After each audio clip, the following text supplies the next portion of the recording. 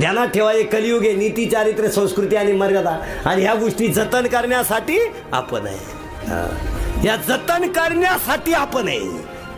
हो, मग तुकोबराया भाग्यवान माणसाची लक्षणं सांगतात.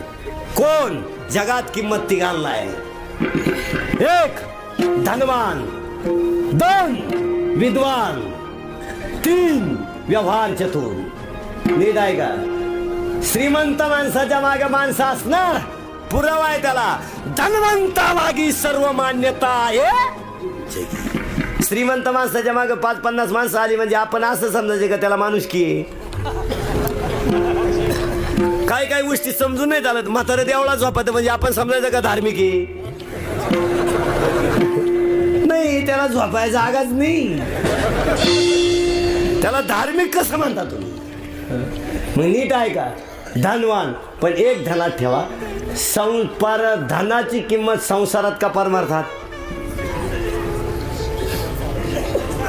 संसारात. आणि धनवंताला किंमत देणारी माणसं संसारातली का परमार्थातली?